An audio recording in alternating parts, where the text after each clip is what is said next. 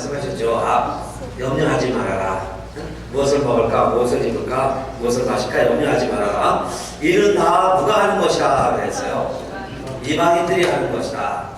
너희에게는 이 모든 것이 있어야 할 줄을 하늘에 계신 천국께서 다 아시느니라 그랬어요. 그래서 우리 10분 메시지 가운데요, 염려는 호소합니다. 그런 제목의 10분 메시지도 있습니다. 네, 유튜브에서 한번 검색을 해보세요. 네, 심심하니까 한번 해보세요. 하실 수 있는 분들 유튜브에 이철 목사 쳐보시면 그동안 했던 게 쭉 나올 겁니다. 그 중에 이 말씀도 있어요. 근심은 허수아비다. 창세에게 아무 영향력이 없습니다. 허수아비. 그것처럼요, 근심도 우리가 염려하고 근심하죠. 그런데 결국 나의 삶에 아무 힘이 없어요. 피를 한 잔 더 할 수도 없고 머리를 쉬게 할 수도 없습니다. 그래서 예수님도 근심하지 말아라, 걱정하지 말아라 그러셨고, 바울도 아무것도 염려하지 말고 그랬죠. 아무것도 염려하지 말고 오직 모든 일에 기도와 간구로 너희 구할 것을 감사함으로 하나님께 아뢰라. 아무것도 염려하지 말아라 그랬어요. 또 예수님도 요한복음에 보면 너희는 마음에 근심하지 말라. 하나님을 믿으니 또 나를 믿으라 그러셨어요. 자, 그런데 이 바울이 아무것도 염려하지 말고 범사에 감사, 항상 기뻐하라. 자신은 감옥에 있으면서도 다른 사람에게 염려하지 말라고 그러더니, 오늘 성경에 보면 이 바울이요, 자신이 근심하고 걱정했던 일화를 소개합니다. 바울이 고린도 교회에 편지를 보냈어요. 그런데 그 개척하고 세웠던 교회가 여러 가지 어려움이 있습니다. 여러분, 고린도 교회가 그랬죠. 대표적인 분쟁이 있는 교회였어요. 바울이 씨를 뿌린 사람, 아볼로가 씨를 뿌린 사람, 그러다 보니까 나는 예수를 믿는다, 아니다 나는 기독교를 믿는다, 예수파다, 그리스도파다, 여러 파당이 생겼습니다. 또 고린도시는 여러분, 고린도 마이즈 하면 음란하다 하는 대명사가 됐죠. 그 고린도 시대가 되다 보면 타락한, 성적으로 타락한 도시였어요. 도시가 타락하면 교인들도 예외가 아닙니다. 그래서 교회 안에까지, 성도들 안에서도 근친상간이 있었어요. 그 음란한 행위들을 빈번하게 죄의식도 느끼지 못하고 행하는 일들이 벌어지게 됐어요. 그래서 바울이 편지로 책망을 한 겁니다. 이런 일들이 너희에게 있으니 이게 어떤 일이냐. 심지어는 소송 문제도 있었어요. 우상하게 제물을 바치는 문제로 성도들 간에 이 신앙의 온도차가 있어서 갈등이 생겨났습니다. 그리고는 성령의 역사가 성령 은사를 받은 사람들이 교회 안에 있게 되는데 그게 통제가 안 되니까 무질서하게 제각각 자기 마음대로 하는 것이 마치 성령의 역사인 양 오해하게 되었습니다. 그리고 성찬식 때 이제 그런 일들이 왕왕 일어났어요. 우리는 떡을 조금 줍니다. 소통만큼. 그러니까 먹어도 배가 안 부르죠. 포도 좀 마셔봐야 감이 오는데, 사실 초대교회 때는 진짜 떡을 갖다 놓고 서로 떼어서 먹었어요. 그러니까 처음에 와가지고 좀 배가 고픈 사람은 많이 먹을 수도 있죠. 그래서 많이 배부르게 먹고 나면 나중에 떡이 모자라갖고 더 먹지를 못했습니다. 또 앞서 있는 사람이 그만 포도주를 좀 많이 잡수시니까 앞에 있는 사람은 취하는데 뒤에 가면 또 포도주가 떨어졌어요. 그런 일들이 실제 있었습니다. 그래서 바울이 편지를 보낸 거예요. 그런 거에 대한 권면의 말씀으로. 그리고 부활도 의심하기 시작을 했어요. 왜냐하면 예수님이 오신다고 했는데 내가 하늘로 문탑 올라간 것을 너희가 본 것처럼 인자가 오리라고 했는데 그 종말이 조금씩 지연되면서 부활 신앙 자체가 흔들리게 됐습니다. 그래서요, 이 바울이 보낸 편지가 고린도 전서입니다. 그런데 사실은 이 편지를 보내고서 바울이 많이 후회했습니다.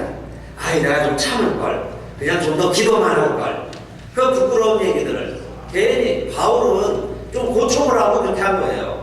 그래서 신령한 자들을 대하는 것 같이 아니하고 마치 그리스도 안에서 어린아이를 대하듯이 조심조심하면서 편지를 보냈는데 바울은 무척 후회했습니다. 내가 괜히 편지를 보냈구나.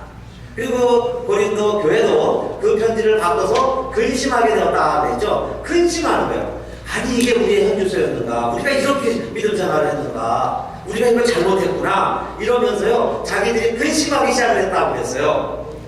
그런데 바울이 다시 언제 위로를 받고 그 근심하던 것을 감사하며 기뻐하게 되냐면 그 고린도 교회를 다녀온 디도가 와서 이야기를 해줍니다. 바울의 편지를 읽고 고린도 교인들이 그렇게 근심하고 낭망하고 걱정을 하고 그랬는데 그것이 불씨가 돼서 한 사람 한 사람 회개하기 시작을 하더니 뉘우치기 시작을 했고 우리가 예수를 잘못 믿었다고 생각을 하고 교회를 잘못 섬겼다고 생각을 하고 그들이 하나하나 돌아오게 되고 교회는 더 견실하게 반석 위에 든든히 서게 되었습니다. 그 이야기를 디도를 통해서 들은 거예요. 그래서 바울이 알았습니다. 아무것도 염려하지 말라고 했고 하나님께 맡기자고 했고 하나님 다 책임져 주시지만 그러나 근심하고 점검해보고 염려해야 될 것도 있는구나 하는 것을 알게 됐어요. 그래서 이런 근심을 붙이기를 하나님의 뜻대로 하는 근심은 그랬습니다. 그래서 오늘 제목을 저도요 근심하라 이렇게만 강렬하게 제목을 붙였다가 좀 너무 하는 것 같아서 가로를 붙였습니다. 하나님의 뜻대로 근심하라 이야기예요. 하나님의 뜻대로 하는 근심이 있고 우리가 근심을 한들 허수아비예요. 아무 영향가가 없는 근심도 있습니다. 오늘 예배 드리시면서 성령님이 지혜를 주셔서 정말 여러분 하나님의 뜻대로 하는 근심하시기 바랍니다. 근심하게 되었는데 그게 결국에는 어떻게 됐어요? 회개하게 되었고 회개함으로 말미암아 생명에 이르는 근심이 되었다는 거예요. 세상의 모든 염려들은 사망에 이르는 근심입니다. 멸망할 근심, 아무 영향도 없는 근심도 있어요. 그래서 저는 좀 성경을 찾아봤습니다. 바울이 하나님의 뜻대로 하는 근심은 먼저 몇 가지 특징이 있어요. 오늘 본문에 보면 첫째로 잠시만 근심하게 하지는 않으라 그랬어요. 하나님의 뜻대로 하는 근심은요 오래가지 않아요. 금방 깨닫게 되는 근심은 없어집니다. 그리고 하나님의 뜻대로 하는 근심은 아무에게도 해를 끼치지 않아요. 보통 여러분 근심이 있어 보세요. 내가 상처받았다고 그러죠. 그런데 상처받은 사람들이요 다른 사람에게 또 상처를 줍니다. 말이 그렇게 날카로울 수가 없어요. 복이 있습니다. 자기가 아프니까 자기가 상처받았으니까. 그런데 그걸요 생명에 이르는 근심은 하나님이 잘해서 나를 어떻게 회개하게 만들고 주변 사람들을 회개하게 만드는데 그냥 염려 걱정만 하는 근심은 결국 다른 사람들을 해하게 만든다고 했어요. 그래서 여러분들이 한번 보세요. 내 근심이 다른 사람에게 해가 되지 않는가. 다른 사람에게 행여라도 해가 되게 하고 있으면 그거는 하나님의 뜻대로 하는 근심이 아니다라는 얘기예요. 빨리 끝이시기를 바라겠습니다. 그리고 정말 하나님의 뜻대로 하는 근심은 결국 회개하게 이른다 그랬어요. 회개해서 구원에 이르게 하니까. 근데 그 가운데 하나가요. 자, 고린도전서 바울은 그 먼저 본 편지를 통해서 이렇게 소개를 했습니다. 고린도전서 9장 27절 한 절만 같이 읽어볼까요? 보이시면 다 같이 시작. 내가 내 몸을 쳐 복종하게 하면 내가 남에게 전파하되 자기가 도리어 버림이 될까 두려워함이로라. 아멘. 바울이 지금 두려워함이로라 그랬죠? 스스로 두려워하고 있습니다. 무엇을 두려워하는 거예요? 내가 열심히 설교하고 나서 나는 구원받지 못할까? 여러분요 구제하라고 외치는 사람이 혹시 나는 안 할 수 있죠. 내가 열심히 주의를 했는데 주님 앞에 갔는데 주님이 나를 모르겠다. 그러면 어떻게 되겠냐? 그 말이에요. 바울의 심정. 그래서 늘 두려워한 마음으로 내가 버림받을까 내 자신을 돌이켜본다고 했어요. 내 자신을 절제한다고 그랬습니다. 오늘 이 말씀은 우리가 성령의 열매 9가지 드릴 때 절제하면서 드릴 말씀이에요. 운동선수들이요 왜 그렇게 열심히 절제를 합니까? 다름질할 때 상 받기 위해서. 여러분 운동선수들이 왜 규칙을 지킵니까? 탈락되지 않으려고. 쫓겨나면 안 되니까. 그래서 디스퀄리파이 되지 아니하려고 그 레인을 따라서 달리는 거예요. 법규를 지키는 겁니다. 이번 아시안 게임도 우리나라가 2등으로 잘 끝났죠. 그런데 하이라이트를 보다가 그 200m였던 것 같아요. 남자 육상 쭉한 7, 8명이 서 있는데 출발 신호를 권총으로 쏘죠. 그러면 신호가 딱 날 때 뛰어야 되는데 빨리 가려고 하는 욕심에 먼저 그냥 나와버렸어요. 그러니까 다른 선수도 다 달려나왔습니다. 그 후에 땡 권총 소리가 났어요. 그런데 다시 이렇게 일렬로 쭉 세우는데요. 먼저 튀어나간 선수 쭉 확인을 하더니 어떻게 됐는지 아세요? 탈락을 시켰습니다. 그러니까 굉장히 법이 강해진 것 같아요. 그전에는 한두 번 이렇게 봐줬잖아요. 다시 하라고. 그런데 이번에는 그냥 탈락됐습니다. 그리고 나머지 7선수가 뛰었어요. 운동선수는 2년 후에 올림픽이라든지 4년 후에 다시 게임에 재도전할 수 있지만 여러분의 일생은 한 번인데 나는 열심히 뛰었다고 생각을 했는데 디스퀄리파이 되는 거예요. 자기 레인 아닌 데를 밟았습니다. 자기 마음대로 뛰었어요. 그러면요 나중에 판독해서 아무리 1등으로 들어왔어도 탈락하죠. 금메달 발탁합니다. 오늘 이 바울이 두려운 마음으로 왜 아무것도 영리하지 말라고 했던 바울이 이 한 가지는 두려운 마음으로 늘 자기가 두려워하노라고 했어요. 그게 뭐예요? 내가 탈락될까봐, 디스퀄리파이 될까봐. 구원을 받았죠. 그런데 상 받는 자리에서 혹시 내가 상 받으려고 나갔는데 그 나에게서 상이 없지는 않을까. 그것이 부끄럽고 그것이 항상 두렵다 그랬어요. 오늘 우리 예배 드리시면서도 여러분 우리 구원은 당연히 받았다 이렇게 생각하고 있습니다. 그러나 정말 나의 구원이 하나님 앞에서 확실한가? 여러분 오늘 우리가 주님이 만나자고 그래도 전혀 죽음이 두렵지 않고 오히려 내가 말하던 천국 그 천국문에 내가 오늘 들어가게 되었구나 감사하면서 들어갈 수 있게 되시기를 바라겠습니다. 내 자신이 지금까지 달려온 길이 하나님 앞에서 전혀 부끄러운 길이 아닌가. 그 자신을 내 자신의 여정을 한번 돌이켜보는 시간이 되었으면 좋겠다 그 말씀입니다. 그리고 두 번째는요. 또 무엇을 위해서 바울이 그렇게 근심하고 고통을 했느냐. 로마서 9장 1절이에요. 같이 한번 읽을까요? 로마서 9장 1절 시작. 내가 그리스도 안에서 참말을 하고 거짓말을 아니하노라. 내게 큰 근심이 있는 것과 마음에 그치지 않는 고통이 있는 것을 내 양심이 성령 안에서 나로 더불어 증거하노니 그랬어요. 큰 근심이 있고 마음에 그치지 않는 고통이 있다고 했죠. 왜 이렇게 큰 근심과 마음의 고통이 있습니까? 그래서 로마서 9장 3절 나의 형제 곧 고륙의 친척을 위하여 내 자신이 저주를 받아 그리스도에게서 끊어질지라도 원하는 바로라. 내 형제 고륙 친척 생각하면 근심과 고통이 끊이질 않는다고 했어요. 바울을 가리켜서 이방인의 사도라고 그럽니다. 그러니까 흔히 자기 동족 내버리고 자기 가족 내버린 사도로 오해를 해요. 그런데 바울에게 늘 그런 고통이 있었어요. 내 동족은 구원받아야 되는데 내 종족도 구원받아야 되는데 내 동족이 원래 하나님의 선민이었는데 내 동족이 원가지인데 하나님의 역사가 이 원가지를 잘라내고 다른 이방의 가지를 접붙여서 이방인을 통해서 하나님의 나라를 이뤄가시는데 하나님이 나를 사용하고 있어요. 그러니까 내 동족을 생각할 때마다 큰 고통과 큰 범민이 있다 그랬습니다. 여러분 모세도 그런 기도 한 거 기억하시죠? 시내산에 올라가서 40일 기도하고 오니까 금송아지를 만들어 섬기고 있습니다. 그래서요 돌판을 깨버렸어요. 그리고 나서는 하나님께 기도를 했습니다. 그때 간절히 기도하는 내용이 뭐예요? 출애굽기 32장 32절 그러나 합의하시면 이제 그들의 죄를 사하시옵소서. 그렇지 않사오면 원컨대 주의 기록하신 책에서 내 이름을 지워버려 주옵소서. 하나님 죄 지으면 하나님의 생명책에서 그 이름을 지워버리신다고 그랬는데 이 백성이 지금 금송아지가 하나님이라는 어마어마한 죄를 지었습니다.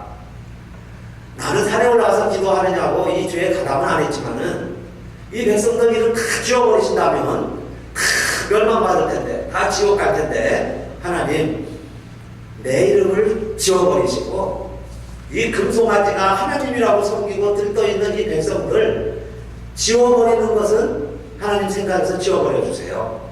아예 하나님의 그 생각을 잊어주세요. 그 이야기입니다. 그 똑같은 심정으로 바울도 내 동족을 위해서 내가 그리스도에게서 끊어질지라도 하나님 내 동족도 구원해 주세요 그랬습니다. 그런데요, 오늘 우리들이 정말 내가 구원받았는데 여러분 내 형제 자매가 우리 부모 자식이 예수 안 믿는데 어떻게 우리들이 밤에 편안히 잡을 수 있냐 이 말이에요. 내 부모 형제 자녀가 만약에 여러분 지옥 간다면 그들의 이름은 생명책에 없다면 어떻게 우리들이 오늘 예배 드리면서 나는 마음 편안해, 내 마음 편안해, 나는 천국 가게 됐다, 나는 구원받았다, 어떻게 나만 그냥 편안하게 예배 드릴 수 있겠느냐 그 이야기예요. 정말 우리가 바울의 심정을 가지고 있다면 여러분 이 시간에도 우리의 심장이 막 비틀려지면서 지옥의 고통을 내가 겪어야지 어떻게 우리 부모님, 우리 자식이 겪을 수 있습니까? 그런 마음의 고통이 일어나야 여러분 바울의 마음이고 모세의 마음이에요. 그런데 우리는 그런 고통은 없어요. 대신에 뭘 먹을까, 뭘 마실까, 뭘 입을까 그런 염려, 근심, 걱정은 충만합니다. 가장 차 있잖아요. 오늘 이 시간에 말씀을 들으시면서 여러분 좀 바꿨으면 좋겠습니다. 세상에서 어떻게 살까? 어떻게 먹을까? 전부 이거 걱정이잖아요. 세상 근심 걱정은 정말 십자가에 다 이제 매달아 놓으시고 아무것도 염려하지 마시고 마음에 근심하지 마시고 이제는 오히려 정말 형제 구원, 동족 구원, 내 고륙 친척의 구원을 위해서 마음에 찔림이 있게 되시고 정말 그 구원을 위해서 우리 앞으로 정말 우리의 삶을 내 시간을 내 조그만 물질이라도 투자할 수 있게 되시기를 바라겠습니다. 초대교회에도요 많은 여러 프로블럼들이 있었습니다. 그 중에 하나가 이제 가난한 성도들도 오는 거예요. 좀 뭐 먹고 사는 걱정이 없는 교인들도 있지만 정말 끼니를 굽는 교원들도 있습니다. 그러니까 여러분 아침 못 먹고 교회를 왔는데 아침에요 빵이 쭉 있는 거예요. 매주 성찬식을 했으니까 빵이 있습니다. 그러면요 배고픈 사람 그 빵 훔쳐먹는 건 죄도 아니라고 그러는데 교회에 와서요 빵을 좀 막 먹었어요. 막 먹으니까 이제 무슨 문제가 생겼을까요? 그때 성찬식 할 때는 좀 빵을 많이 갖다 놓고 배고픈 사람은 교회 와서 배불리 먹어라. 그게 교회 방침이 아니었어요. 여러분 고린도서도 자세히 읽어보세요. 그때 교회가 어떻게 가르쳤습니까? 배고픈 자가 있으면 배고픈 가부가 왔어요. 스만 먹습니다. 그러면 어떻게 하라고 했느냐? 그 형제 자매들 친척 너희들이 책임져라.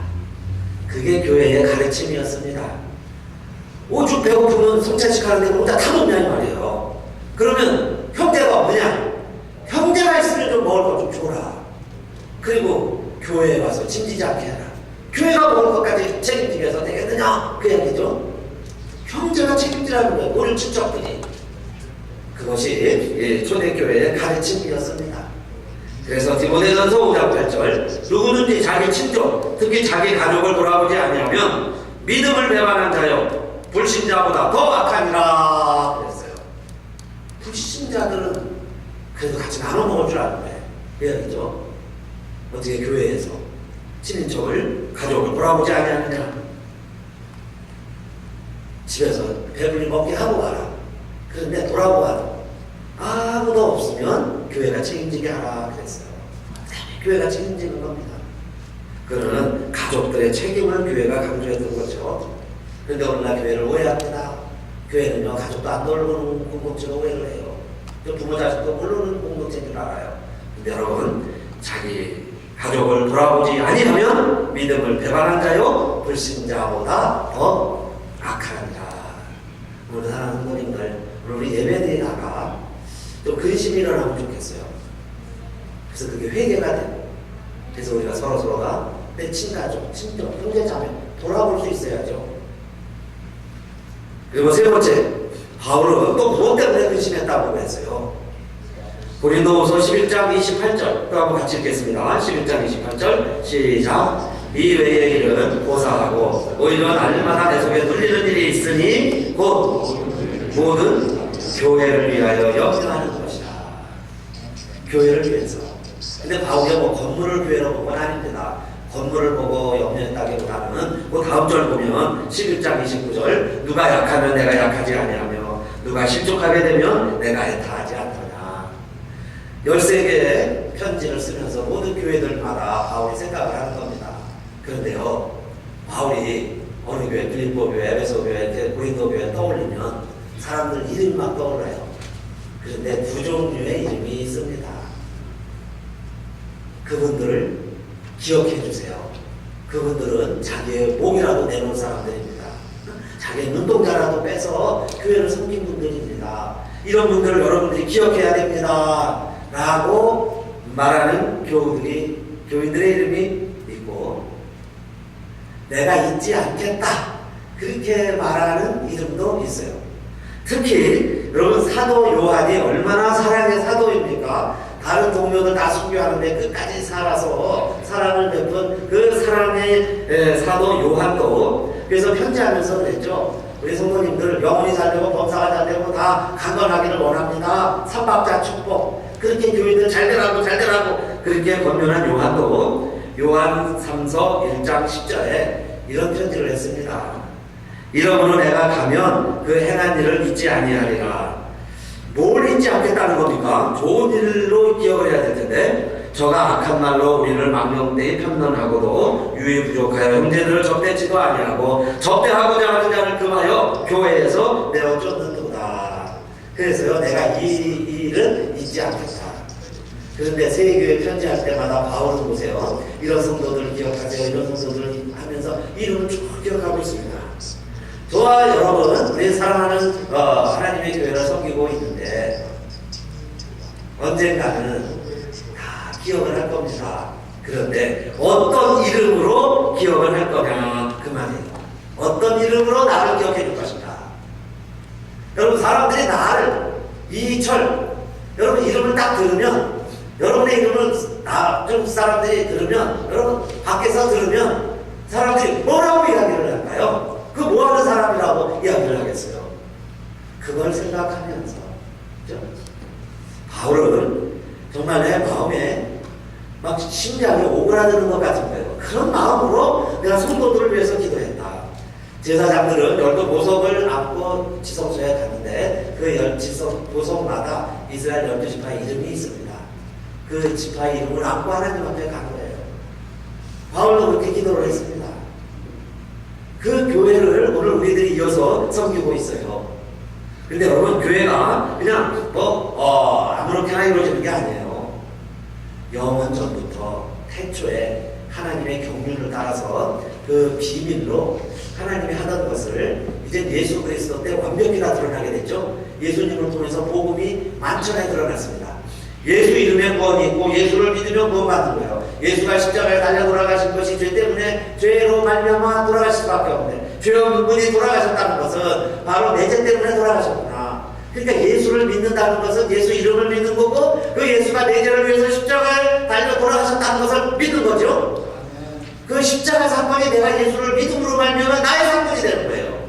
그런데 그 복음과 함께 하나님이 비밀로 남겨준 사건이 하나 있었는데 그 비밀이 뭔지 아세요? 오늘날은 이것을 통해서 세상의 권세와 세상의 영광과 세상의 비밀을 하나님이 더 알려주기를 원하노라. 만천에 내가 이 비밀을 깨달은 것을 여러분이 내 편지를 읽으면 알게 될 것입니다. 그러면서 에베소를 바울이 쓰면서요, 에베소서 3장 10절에 그 비밀이 뭐라고 우리에게 소개하고 있느냐.